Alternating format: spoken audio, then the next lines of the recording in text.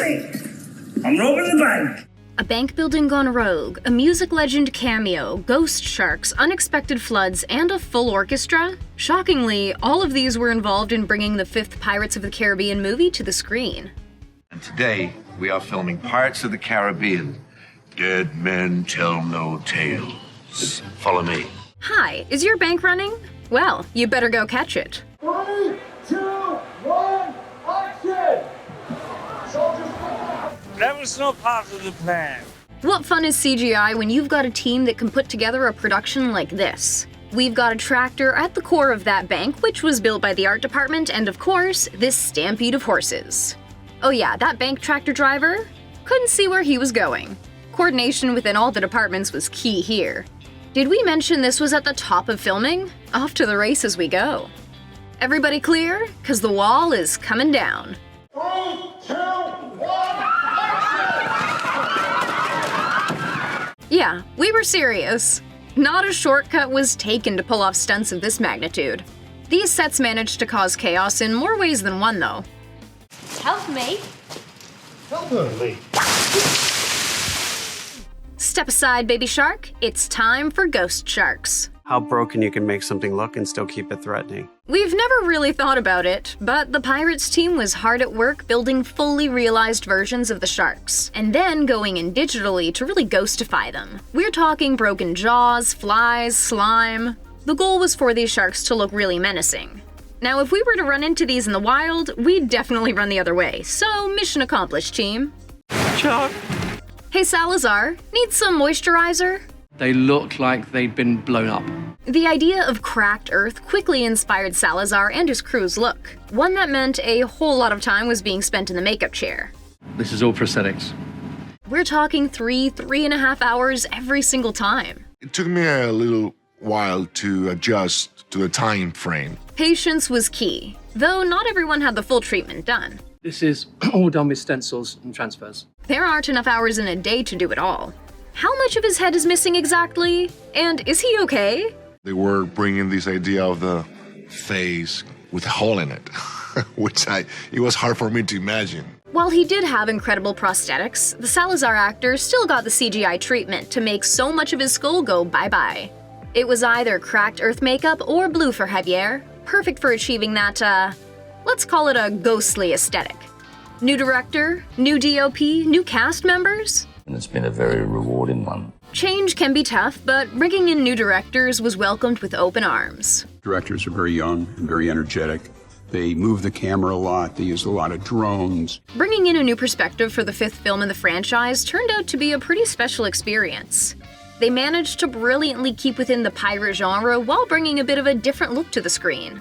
I felt it was like a surreal moment every day on this shoot.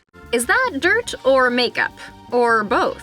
Becoming Gibbs was a far from glamorous process. Tan, sunburn, And then muck, and rubbish. dirt. But it was definitely creative. Since he had to get a kind of grimy, dirty look, why waste fancy makeup when you can go with the best source of all? We get a little mud from the car park, and we rub it in like that, see? And even that could be too fancy at times. And we're rationing the mud from the car park this morning. Get me some more mud from the car park. Something looks different. But the same? He really isn't Gibbs without the signature mutton chops, which happened to have been grown by Kevin McNally himself for the first 4 movies, but for Dead Men Tell No Tales. Didn't have time to grow them this time. The best part about prosthetic mutton chops? They didn't have as much gray hair as McNally really does. Is gunk ever really convenient? The Salazar actor was initially told the gunk he was going to use would taste like chocolate, but the reality wasn't so sweet. Javier dove right in though. They were supposed to put it on the teeth. I said, give me that, so I drunk it. But then it all came pouring out of his mouth again. Disgust was a real strong vibe that day. Better watch out where you're going, or you'll land somewhere you shouldn't. That was not comfortable at all. It was early days in the filming process and one of this pair's first scenes together. And Kaya made a bit of a misstep. The director thought it would be funny to have her step on her co-star's crotch. But not for real, of course. Unfortunately, they missed the mark on this one. And I accidentally stood on your crotch. Yeah, I'm sorry about that. Yeah. And a final sprint to the finish line. It had been such a tough shoot and so long and everyone was so tired. No better way to wrap up than shooting with high stakes. We had a scene where we could only do it once. This scene turned out to be one of the best ways to finish the experience, in a setting that was more like a family vacation than a movie set. It's a good thing everything went off without a hitch, since that beach couldn't be reset so easily after the cast ran through. Like we're running towards the finish line. They didn't have to be in the sea to be underwater. We have a sequence under the sea. Yes, in around 2 or 3 months, the crew built this incredible environment on dry land. We were tasked with the job of trying to create an underwater environment. Every single detail we see was built from scratch, from the coral to the creatures to the sea floor. A lot of coral, a lot of texture, very, very wet. Having such a detailed and rich environment made it very easy for the actors to feel like they really were underwater. Are we underwater, or is it just special effects?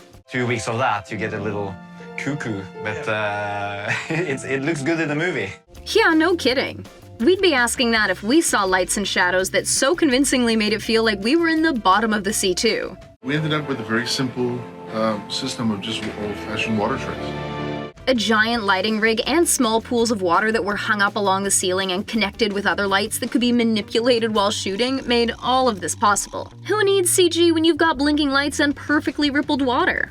Number 14. Land ho! Not just yet though, there is some pirate business to take care of. Of course, there were many days on set spent in the water, both on huge rigs and smaller dinghies, many of which were made just for the movie by the way. Once you get into the pirates world, anything can happen. The view is bliss, but getting changed out at sea is hardly comfortable. A price worth paying though for a movie like this. Sometimes it's easy as walking. It looks epic to film, but take after take of continuously being wet in mocap suits no less, well, it doesn't make for the easiest day on set. Walking in this case, not so chill, but of course, the Pirates team makes it work. Surprisingly, there were no yellow submarines on set. Enough said. He's one of the greatest musicians, songwriters, performers. Paul McCartney happens to be a close pal of Johnny Depp's and came on board as a favor, even though he was surprised to be asked at all. So what, mate? Pirate? By the looks of Depp's delighted face, McCartney delivered. Oh, Maggie, Maggie May, they have taken her away. Yeah, I'm loving it. They look good, but they are far from practical. Kaya Scodelario was whipping out stunts on set all while wearing 17 layers, including a tight corset. I'm very much a jeans and t-shirt girl, so I was quite nervous about all of that. There were also plenty of heels on set, but not just for the women. Take note Brenton Thwaites was sporting them in not-so-ideal conditions. I found the high heels on the boats to be pretty challenging.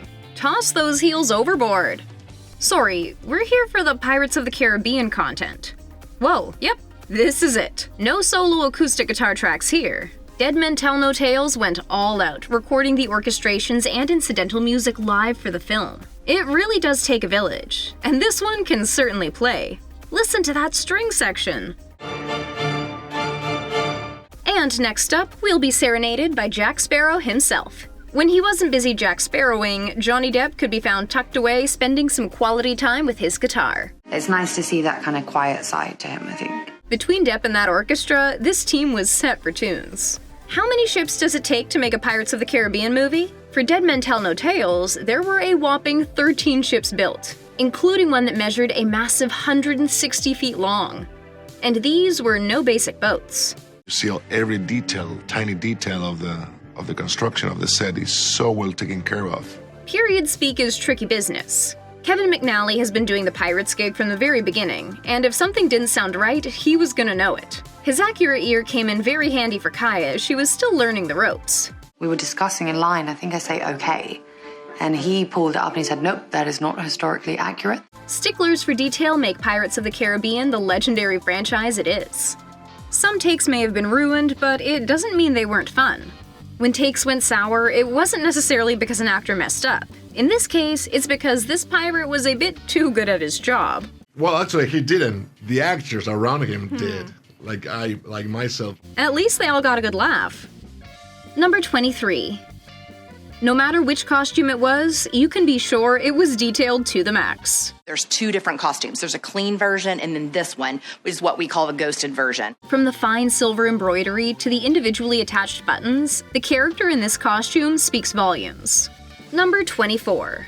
The production schedule got thrown for a loop because the one and only Jack Sparrow was so often late. It was such a problem that the team actually had a production assistant literally staking outside of Depp's house in a car, waiting to see when the actor woke up just so the production could get moving. Filming was then further delayed by an offset hand injury that put Depp out of commission. Where so much magic happened. Working on Whitsunday Islands is particularly special because they happen to be sacred lands. Before the crew began filming, representatives from the Ungaro people performed a traditional smoking ceremony to bring good spirits to the team and production.